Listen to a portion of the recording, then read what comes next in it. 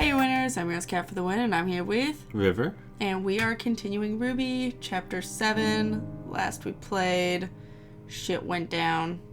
Yep. Tom found out Ruby killed him. That. Pretty dramatic. A little bit. And now he's a little freaked out. So let's continue from there. Tom is scared and angry. Ruby fumbles for an explanation, an apology, anything. She assures Tom she would never hurt him. There's nothing wrong with her, and if there was, she's better now. She doesn't want to hurt him. Say that to show your goodwill, you will be placing the scalpel on the ground and stepping away from it. Do so. After this, ask Tom what he wants.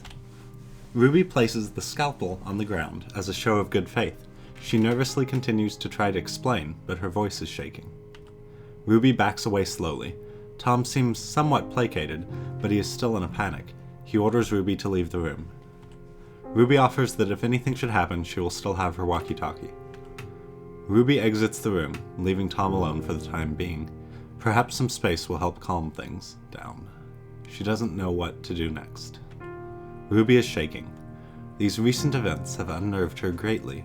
She has a pounding headache. Go to cafeteria and drown sorrows with water from the water cooler. Not knowing where else to go, Ruby heads to the cafeteria. Looks around in a manly manner. Ruby tries to collect herself and surmises her situation in the most manly manner she can muster. Inventory check. Ruby is carrying a ball of twine, an oxygen tank with mask, and heavy rubber gloves. Sit down and try to calm down and think. Ruby tries to gather her thoughts and calm down. It won't do to go running around willy-nilly. Where should she go next? She still has to do something. She can't just give up. Abandon sanity. Wear goat head as hat. Open third eye. There's no hiding it anymore. Ruby can feel the third eye throbbing in her head, eager to make itself known. See if we can find some of that barbed wire that was covering the shutter earlier. Tap into Ruby's latent MacGyver abilities, if there is, and equip the gloves, then wrap the wire around one of the gloves to make a prickly fist. If Ruby's on her own, she's going to need some defense. Ruby wraps the incredibly thick gloves with barbed wire to create the prickly fist. Head upstairs. Downstairs is Tom's territory now. Ruby heads upstairs. There may still be things to examine downstairs, but this is a good point. Tom probably does want his space. Examine room with your third eye. Then check to see if the trap on the statue pedestal is fully disabled.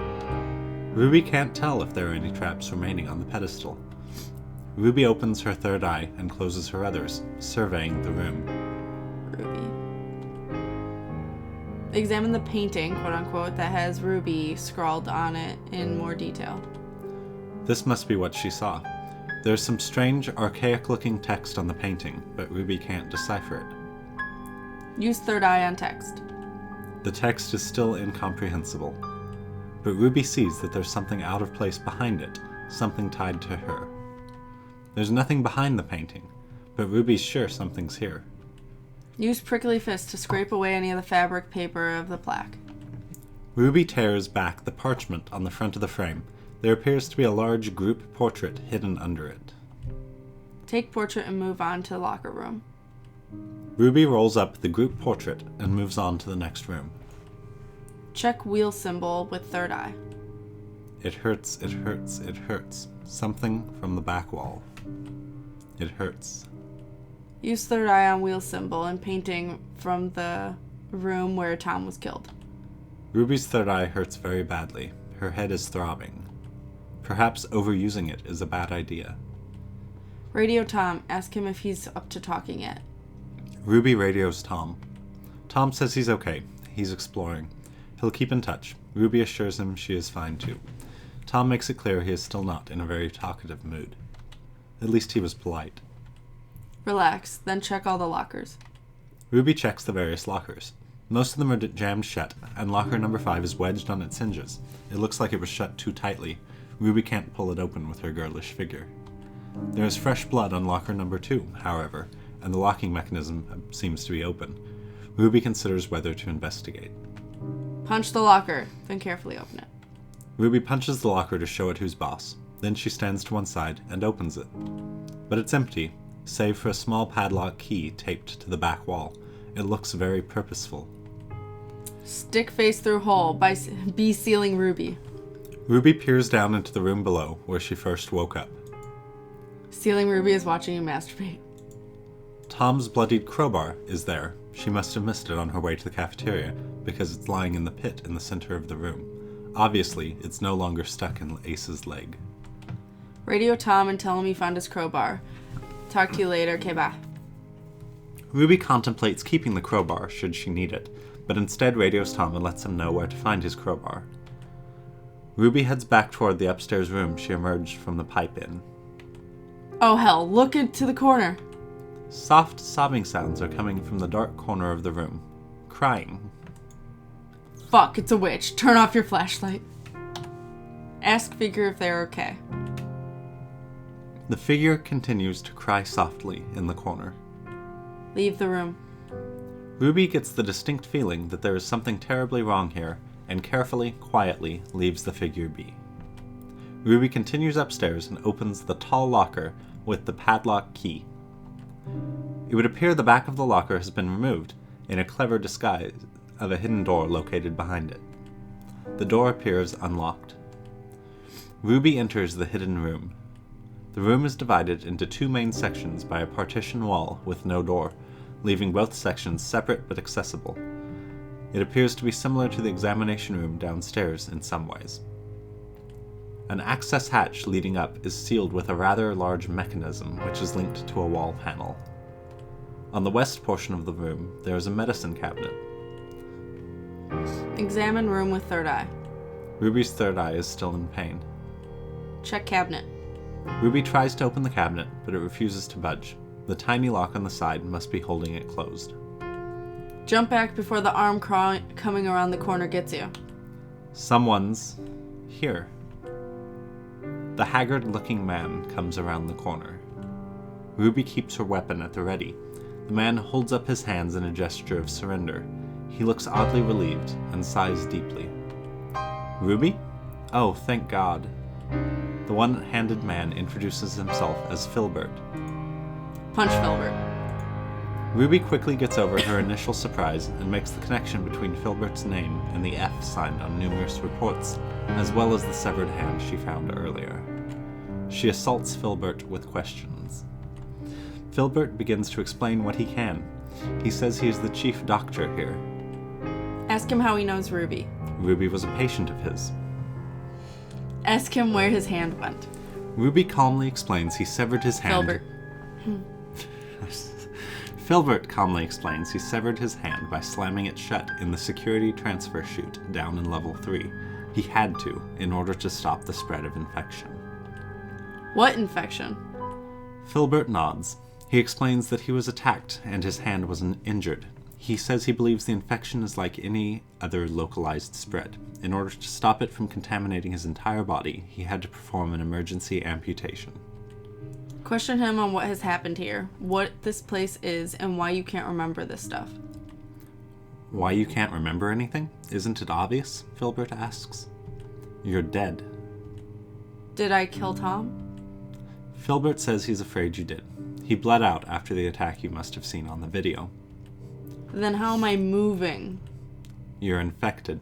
Most everyone here has succumbed to the infection. Except for me. Then why did you stumble over to me and say thank God? It's not important now. Ask him if he knows anything about Ace, or if he knows what that Red killed himself. Filbert explains that Ace is tasked with duties as an orderly and a security guard. Filbert was his commanding superior. Filbert says he knows of Red's death. He finally did it. Filbert nods. Was I sane? Oh, I doubt it. Is there a cure? My dear, you are the cure. Filbert asks if you found a passcode yet. He needs to get to the top level. The only option now is escape. He plans to escape the entire facility. He wants to get out. What do you mean by that? Filbert turns, suddenly angry, and lays it all out. Ruby already has the cure. So does everyone else in this facility. It brought her sight. It made her well. She doesn't even need to eat or drink. But when she died, she fucked it up. The cure was strong. It brought her back. And when she came back, she brought something with her. Filbert is the only one left untouched. He has to escape. He demands the passcode. Yell that you don't know it. Ruby is all but in shambles. She denies the accusations and tells Filbert she has no idea what the code to the surface is. Filbert says Ruby has to stay here now. She can't go to the surface. She can't escape. She is infected. She is bad. Filbert says to stay here while he gets his tools from the medicine cabinet. He says he is going to cut Ruby's badness out. Filbert is getting hostile. Show him who's in charge here. Use fist on Filbert's face. Ruby slams Filbert in the face with her spiny fist, sending him staggering backwards. Ruby takes this opportunity to make her escape. Ruby runs to the next room. Filbert shouts after her. Wait! I said wait! Ruby slams the door behind her, holding it closed, but it won't lock. Close the cabinet and lock that. Ruby relocks the padlocked door. Filbert appears on the monitor. He shouts angrily at Ruby. He says he is the only one clean. He is the only one who can escape. The others have damned themselves. He says Ace will get her. Ace won't listen to his orders anymore. He won't even listen to her. But he is still obedient. Filbert doesn't know who, but he knows he is listening to someone. He says Ace will get Ruby. Flip off at him and contact Tom. Ruby shoots the monitor the bird, and it goes back to static. She radios Tom and tells him everything that just happened. Filbert, the infection on which even Filbert account contradicts itself, Ace's obedience, and whoever she is. Tom tells Ruby to go on ahead. There's something he needs to check first, but he'll meet up with her again shortly. It sounds as though Tom is ready to try working together again. A different figure appears on the monitor. The face on the monitor nods, and the east door, which is wired to the monitor, suddenly unlocks and swings open. Do you want something? The figure stares blankly. Tell him to call off Ace. The figure shudders once, as if involuntarily, then unexpectedly begins to speak in a rattling, hoarse voice, its pitch fluctuating unsteadily. I can't, it says. I'm sorry. The feed cuts out again. Sigh, give a shrug. Figures. Just make sure Tom gets here, I guess. Then go through the doorway. Ruby enters the newly opened door into a new room. Stitches is here. If it hasn't already been placed on the table, when this is all finished, someone should make a Flash movie retelling the events of Ruby Quest. That would be so cash. Wave at Stitches. Remark about his lack of stitching. Ask what kind of facial cream he used. Ruby makes polite conversation, pleased to see Stitches looking so well. He smiles at Ruby and waves back, glad to see she's okay. Ask him what he has been up to. Ruby shoves Stitches over the railing. Oh my god. I don't think you should read all that. Yeah. Reactions. A lot of what the fuck. Okay, cool. Oh, apparently IRC was very fun that night. Stitches falls into the giant fans. Stitches. It will blend. What? What just happened? That isn't what Ruby meant to do. That isn't what Ruby meant to do at all. This is a flashback, isn't it? Ruby remembers now. It was horrible. She didn't mean to. Oh, okay. Now read the paper next to the door. Ruby's hands are shaking. She picks up the dog-eared note from the paper folder on the left side of the door and reads it. October 20th. I take this opportunity to file a formal complaint on several issues, most notably against Chief Diagnostic Technician Red. After I performed the autopsy on Subject 1 following his fatal accident, I voiced my concern to Red that the nature of this incident did not seem accidental. The guide rails on the catwalk are more than sufficient to protect from falls, and Subject 1 was by no means new to the area. He successfully traversed the catwalk countless times even when he was still blind, and it is my opinion that the only explanation for his fall is foul play. I believe Subject 1 was pushed. When I told Red this, he dismissed my concerns. Further, I want to bring to the attention of the administrators that Red has been ignoring the ordered rounds of medication for the staff. We have seen the power of this medication, and the administrators have ordered the entire population of this facility onto a weekly dosage. And yet, though this treatment was Red's idea to begin with, he refuses to take the very medication he prescribed to the patients. Lastly, I have heard strange laughter and other voices coming from the lower levels in the middle of the night for over a month now. To whatever staff member or patient fancies himself a prankster, you've had your fun. Some of us have work to do. Dr. S. Giant fans underneath a catwalk in a facility for blind people? Ruby reads the clipboard by the door as well. November 1st, reappropriation of Lab B. As you are by now aware, at 6:45 this morning, subject number 1, Stitches, has regained basic cardiovascular functions. Lab B is being reappropriated specifically to study this phenomenon until further notice. Something has been moved to Lab B while the something continues. It is unclear at this point what the extent of subject 1's physical state, but there is some, since the activity was first noticed, too early to jump to conclusions. Power of the treatment, Red, whether or not solution, as dismissed. Look behind the plant. Ruby goes to examine the plant. Tom enters the room and greets Ruby. Tell Tom everything. Ruby explains the situation to Tom. She even tells him about her flashbacks. Tom doesn't seem as fazed as she'd thought. Beep your walkie-talkie to see if this is really Tom. Ruby discreetly presses the button on her walkie-talkie. Tom's radio crackles.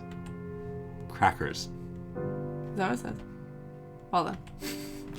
Tom explains he found this note while digging through the rubble near Red's room. Red's journal, November 1st. With my treatment, Stitches has bested death itself, and what horrors he brings with him I do not intend to discover. My aggression was in vain. Ruby is dead, but there is no permanence. Despite my best efforts, she will not have peace. It's all over now. I was too late. I am taking the coward's way out. I can still escape this nightmare before it begins. I thank God I did not take the medication like the rest of the staff. Collect yourself, then move to Lab B's doors. The door is locked with a massive, very distinctive padlock. Try to see if you can see anything through the windows on the door. There's nothing behind the plant, and nothing in the pot but the plant and some soil. It seems to just be an ordinary plant. Tom doesn't see anything through the glass. It's too dark in there.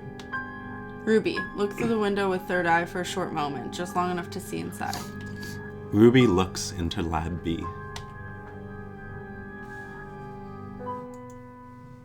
Lab B looks back at Ruby. Ruby staggers backwards. Whatever is in there seems very distinctly unfriendly. The figure in the corner sobs quietly, weeping. Attempt to talk to it. Ruby's attempts at conversation go unheeded. The figure does not respond. Why are you crying? It's dark. Does Tom see the figure in the corner? Ruby asks Tom for confirmation. He confirms that he sees the same figure. It shudders in the corner, making a pained sound. The figure turns suddenly, and the room is engulfed in blackness. It's so dark. Well then. That ended abruptly. Yep. Well, you guys will see what happens in the next part, Chapter 8. So keep putting it live, guys. Bye. Bye.